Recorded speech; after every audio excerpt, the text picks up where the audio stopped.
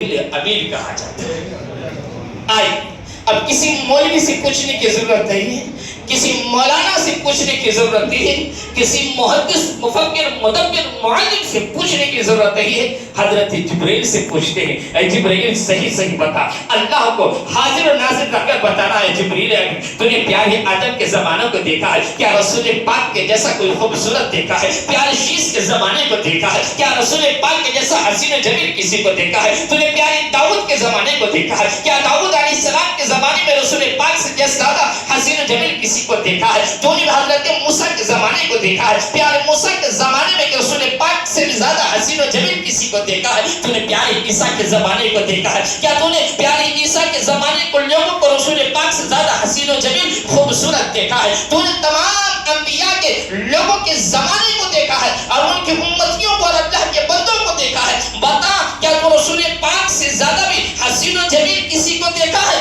حضرت جبریل عرض کرتے ہیں قسم خدا کی قلبت الارض مشارقها ومغاربها احسن محمد صلی اللہ علیہ وسلم، قسم خدا کی میں نے مشرق کی زمینوں کو پلٹ کر دیکھا ہے، مغرب کی زمینوں کو پلٹ کر دیکھا ہے، جیسا حسین و جمیل میں نے پیارے محمد کو پایا ہے کسی کو نہیں دیکھا، جیسا حسین و جمیل و خوبصورت میں نے پیارے محمد کو دیکھا ہے ویسا میں نے کسی کو بھی کائنات میں نہیں دیکھا ہے۔ مسئلہ حل ہو گیا۔ پیاری ابوبکر صدیق کا کہنا بھی صحیح ہے کہ رسول پاک کے جیسا حسین و جمیل کوئی نہیں ہے۔ حضرت حسان بن ثابت کا کہنا بھی صحیح ہے کہ رسول پاک کے جیسا حسین و جمیل کوئی نہیں ہے۔ حضرت ابو ہریرہ کا کہنا بھی صحیح ہے کہ رسول پاک کے جیسا حسین و جمیل کوئی نہیں ہے۔ حضرت سمرہ بن جابر کا بھی کہنا صحیح ہے کہ رسول پاک کے جیسا حسین و جمیل کوئی نہیں ہے۔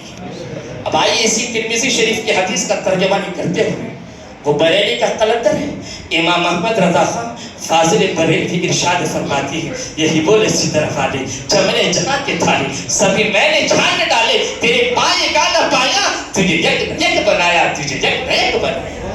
حضرت جبرائیل عرض کرتے ہیں اے اللہ کے رسول ساری کائنات کا میں نے چپا چھان ڈالا ہے، آپ کے جیسا حسین و جمیل و خوبصورت میں نے کسی کو بھی نہیں دیکھا۔ اب آئیے ایک مرتبہ میرا آقا کریم صلی اللہ علیہ وسلم صحابہ کے ہمراہ بیٹھے ہوئے تھے مسجد نبوی کے ترمذی شریف کی حدیث ہے۔ ترمذی شریف اسی جوابی حدیث سے عرض کیا، اس کے بعد یہ حدیث صفحہ نمبر 17 میں یہ حدیث موجود ہے۔ ترمذی شریف صفحہ نمبر 17 میں حدیث موجود ہے۔ میرا آقا مسجد نبوی شریف کے باہر صحن میں بیٹھے ہوئے ہیں، حضرت صحابہ کرام بیٹھے ہیں، حضرت ابوبکر صدیق آتے ہیں، عرض کرتے ہیں یا رسول اللہ میں نے آپ کے جیسا حسین و جمیل کسی کو بھی نہیں دیکھا۔ میرا آقا فرماتا صدقتا یا ابا بکر، اے ابو بکر تو نے صحیح کہا۔ تھوڑی دیر کے بعد ابو جہل آتا ہے، میرا آقا فرماتے میرا آقا کو ابو جہل دکھتا ہے، کہتا ہے پیارے اے محمد ابن عبداللہ میں نے تجھ جیسا مکہ میں مدینہ اور مکہ میں بدصورت بری صورت والا کسی کو نہیں دیکھا۔ میرا آقا فرماتے صدقت یا ابا جہل، اے ابو جہل تو نے بھی صحیح کہا۔ صحابہ پریشان، دو بات ایک جگہ کیسے جمع ہو سکتی ہے؟ غور کرنے کی بات ہے، دو بات ایک جگہ سچ اور جھوٹ ایک ترازو میں نہیں آ سکتے۔ ایک ترازو میں سچ آ سکتا ہے، دوسرے ترازو میں جھوٹ آ سکتا ہے، لیکن جھوٹ اور سچ ایک پہلو میں اور ترازو میں نہیں آ سکتا۔ صحابہ پہلو میں حضرت پیارے عمر فاروق اعظم بیٹھے تھے، عرض کرتے یا رسول اللہ ماجرا سمجھ میں نہیں آ رہا ہے۔ ابھی پیارے تھوڑی دیر میں پیارے ابوبکر صدیق آئے، آپ سے عرض کی کہ اللہ کے رسول آپ کے جیسا حسین و جمیل و خوبصورت چہرہ والا میں نے کسی کو نہیں دیکھا ہے، آپ کو اللہ نے بہت خوبصورت حسین و جمیل بنایا ہے۔ آپ نے کہا صدقتا اے ابو بکر، اے ابو بکر تم صحیح کہہ رہے ہو، سچ اور حق کہہ رہے ہو۔ ابھی تھوڑی دیر میں آپ کے روبرو ابو جہل آیا اور کہا اے محمد ابن عبداللہ تم جیسا بدصورت میں نے کسی کو نہیں دیکھا۔ آپ نے کہا کہ اے ابو جہل تم بھی صحیح کہہ رہے ہو۔ مسئلہ سمجھ میں نہیں آ رہا ہے، ماجرا سمجھ میں نہیں آ رہا ہے، آخر جھوٹ اور غلط، پاک اور ناپاک ایک جگہ جمع کیسے ہو سکتی ہے؟ خوبصورتی اور بدصورتی ایک جگہ جمع کیسے ہو سکتی ہے؟ میرے آقا ارشاد فرماتے ہیں اے عمر سنو، اللہ نے مجھ کو مثل آئینہ بنایا ہے۔ سبحان اللہ۔ اللہ نے مجھ کو انی امرات الرحمن، میں اللہ کا رحمان کا آئینہ ہوں۔ اللہ نے مجھ کو آئینہ بنایا ہے، اینک بنایا ہے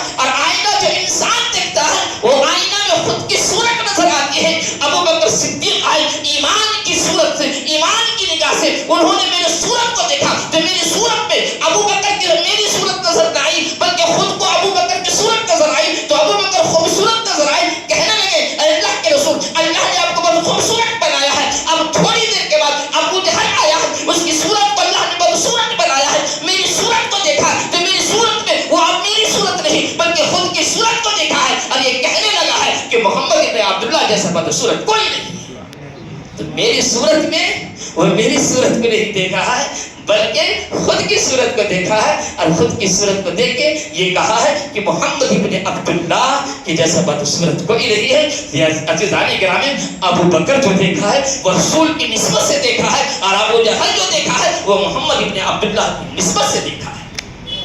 اتنا ہی نہیں حضرات رسول پاک کو سب دیکھا. ابو جہل نے بھی دیکھا, عتبہ نے بھی دیکھا, شیبہ نے بھی دیکھا, ابو لہب نے دیکھا, ابو جہل بھی دیکھا. لیکن ابو جہل جو رسول پاک کو دیکھا ہے لہذا وہ اپنی آنکھ کے نور سے دیکھا ہے. ابو لہب نے رسول پاک کو جو دیکھا ہے اپنی آنکھ کے نور سے دیکھا ہے.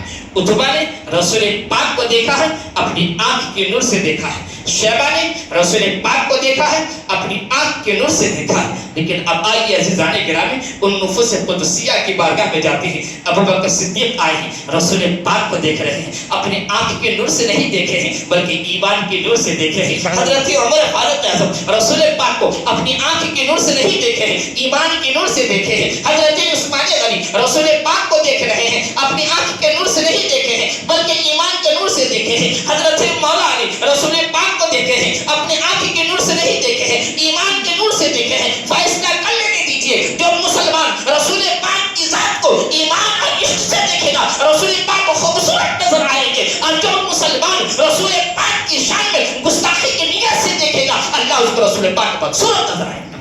توبہ نعوذ باللہ. عزیزان گرامی رسول پاک کے جیسا حسین و جمیل کوئی نہیں. اپنی عادت میں, اپنی فطرت میں, اپنی سوچ میں ابو بکر صدیق جیسا سوچ رکھو, عمر فاروق اعظم جیسا سوچ رکھو, عثمان غنی جیسا سوچ رکھو, مولا علی جیسا سوچ رکھو, ابو جہل عتبہ شیبہ جیسا سوچ مت رکھو. رسول پاک کی شان کے مطابق عزیزان گرامی ہم مسلمان ہیں, اس رسول کا کلمہ پڑھتے ہیں, اس رسول کی عظمت کو بیان کرنی چاہیے. رسول پاک کی عظمت کو بیان کرنے میں کبھی بھی کترانا نہیں اور دور نہیں ہٹنا. جان چلی جائے پرواہ نہیں, رسول پاک کی رسالت پہ رائی کے دانے کے برابر میں آنچ نہیں لگنی چاہیے. اس کو ایمان کہتے ہیں. اب آئیے رسول پاک کی منہ مبارک کی طرف. یہ واقعہ ایسا ہے, لکھ لیجئے گا. اور جو کہتے ہیں نا مزاروں پہ نہیں جانا چاہیے ان کو ٹھوک کے بتائیے گا کہ تمہارے مولانا نے لکھا ہے کہ مزار پہ جاؤ تمام پریشانی دور ہوگی, تمام مصیبتیں دور ہوگی, تمام بیماریوں سے شفا ملے گی.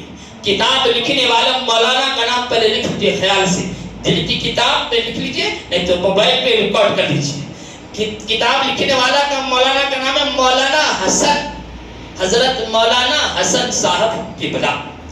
یہ کون ہے؟ یہ دارالعلوم دیوبند کے بہت بڑے مدرس معلم پڑھانے والے حضرت ہیں. انہوں نے کتاب لکھی اور اس کتاب جو لکھی اس کا نام رکھنے والے حضرت مولانا اشرف علی تھانوی. سب جانتا ہے مولانا اشرف علی تھانوی. یہ مولانا ہے, دیوبندی جماعت بہت بڑی امیر ہے, لہذا یہ کتاب کا نام کیا رکھتے ہیں؟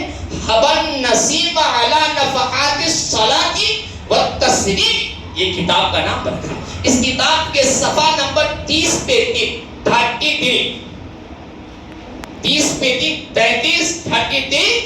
کے صفحہ نمبر میں ایک بہت خوبصورت واقعہ لکھا ہے, بہت ہی خوبصورت.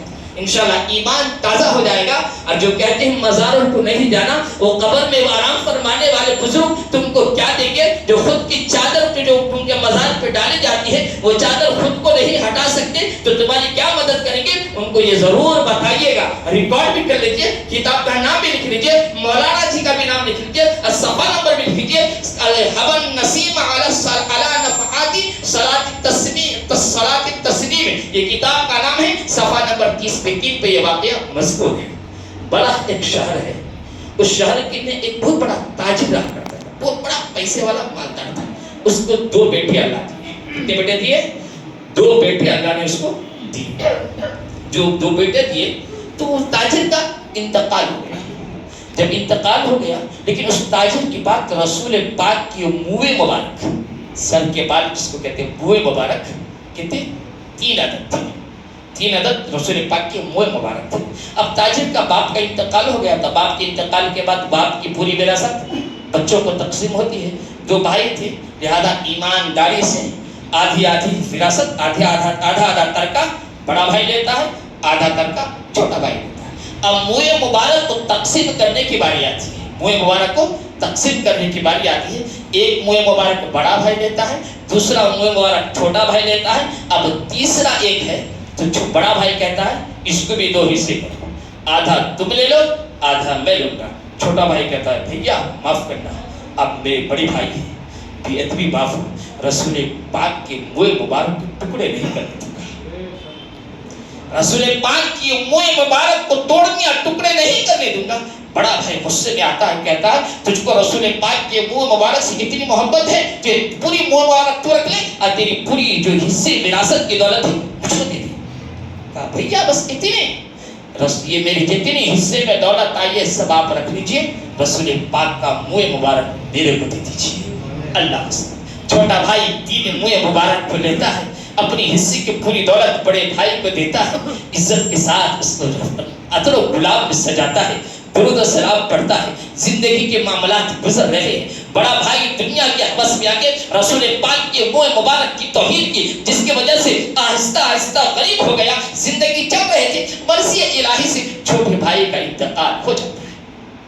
جیسی جس کے پاس منہ رسول پاک کی 3 منہ مبارک تھی اس کا انتقال ہو جاتا ہے, تو اس انتقال جو ہوا اس کو عزت کے ساتھ دفنایا دھلایا جاتا ہے, اس کی قبر بنائی جاتی ہے. تو اس گاؤں کے جو بڑے بزرگ تھے ان کے خواب میں میرے آقا کریم صلی اللہ علیہ وسلم تشریف لاتے ہیں. میرے آقا اس کے خواب میں تشریف لاتے ہیں اور کہتی ہیں اے میرا چہیتا بندہ اللہ کا ولی, آپ کے گاؤں میں فلاں دن جو فلاں انسان انتقال ہو گیا ہے, لہذا آپ کے گاؤں میں محلے میں شہر میں اگر کوئی میرا امتی پریشان حال ہو, بیمار ہو, دکھ درد میں ہو, کوئی چیز کی ضرورت پیش آئے تو لہذا ادھر ادھر نہ جائے. پرسوں جو گزرا ہے ایک نوجوان, لہذا اس کے قبر پہ چلا جائے اور فاتحہ پڑھ لے اور جو حاجت ہو وہ حاجت پیش کر دے. اس کے قبر پاک پہ حاضری دینے کی وجہ سے اس کی ہر مراد میں قبول فرما لوں گا, اس کی ہر مشکل کو آسان کر دوں گا. سبحان اللہ. عزیزان گرامی بتائیے یہ کس نے لکھا ہے؟ کوئی بریلوی نے لکھا ہے, کوئی بریلوی بھی نہیں لکھا ہے. مولانا اشرف علی تھانوی صاحب نے اپنی کتاب میں صفحہ نمبر 30 پہ کی لکھا ہے, مسئلہ حل ہو گیا کہ مزاروں پہ جانا یہ سمجھیے کہ بزرگوں کا طریقہ ہے, ان سے اپنی فریاد سنانا یہ بزرگوں کا طریقہ ہے, ان سے مدد مانگنا یہ بزرگوں کا طریقہ اصول ہے. منہ مبارک کی اہمیت ہے نہیں. آج کچھ لوگ یہاں تک کہتے ہیں کیا جی ان سے منہ مبارک شرک بدعت توبہ نعوذ باللہ نہیں جائے. آئیے ترمذی شریف, اس کی راوی روایت کرنے والے حضرت خالد بن ولید جن کا لقب سیف اللہ ہے. ایک مرتبہ حضرت خالد بن ولید رضی اللہ تعالی عنہ جنگ لڑ رہے تھے, وہ بھی جنگ کے سپہ سالار کیپٹن لیڈر تھے, کمانڈر تھے, بڑے تھے. جنگ لڑتے لڑتے دوران ان کے سر مبارک پہ جو امامہ شریف تھا وہ نیچے گر جاتا ہے. جنگ جاری ہے, جنگ کے دوران امامہ شریف گر جاتا ہے. ایمانداری سے بتائیے اگر ہم ہو آپ ہو, کہ لڑائی جھگڑا کچھ ہو, اگر کوئی چیز گر جائے تو ہم توجہ نہیں دیتے, جانے دو جان کو بچا. حضرت خالد بن ولید رضی اللہ تعالیٰ عنہ سیف اللہ ہے, اللہ کی تلوار ہے, لہذا گھوڑے سے نیچے اترتے ہیں. جیسے نیچے اترتے ہیں دشمن تلوار لے کے کھڑا ہے.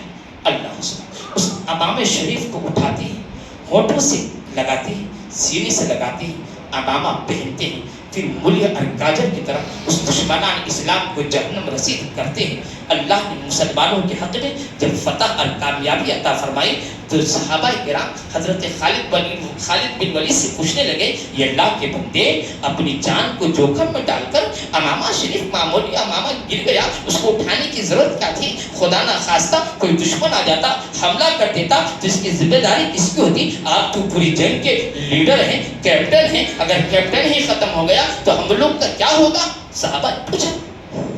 کہا اے میرے رسول اللہ کے پیارے صحابہ, قسم خدا کی آج تک میں جتنی جنگ جیتی ہوں اس امام شریف کی برکت سے جیتی۔ سبحان اللہ۔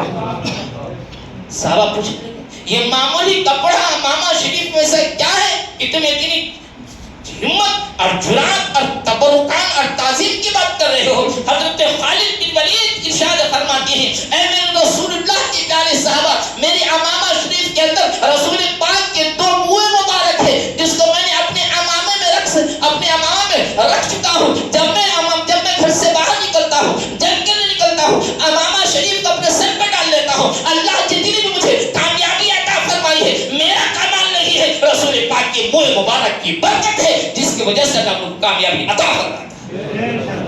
حضرات دیکھیے رسول پاک کی منہ مبارک پہ کتنی تاثیر ہے، اس لیے توہین نہ کریں۔ اسی رسول پاک کی منہ مبارک سے محبت کرنے والی مسجد ہے، یہ بریلویوں کی مسجد ہے، اہل سنت والجماعت کی مسجد ہے، سنیوں کی مسجد ہے، صحابہ کرام سے محبت کرانے کی مسجد ہے، اولیاء اللہ کا عشق کا جان پلانے والی مسجد ہے۔ الحمدللہ یہاں تک کام پہنچ چکا ہے۔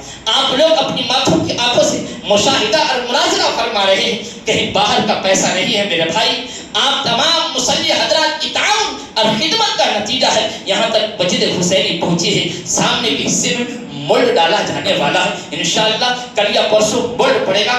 2 لوٹ ریت کی کیا بولتے ہیں بالو جس کو کہتے ہیں اس کی ضرورت ہے، اور کھمبی سیمنٹ وغیرہ کی ضرورت ہے، اور سائڈ میں آنے والے کے لیے کڑپا جس کو بولتے ہیں جڑ اس کی بھی ضرورت ہے۔ لہذا اللہ نے مال و دولت سے نوازا ہے میرے بھائی مسجد حسینی کی تعمیری کام میں، لہذا بڑھ چڑھ کر حصہ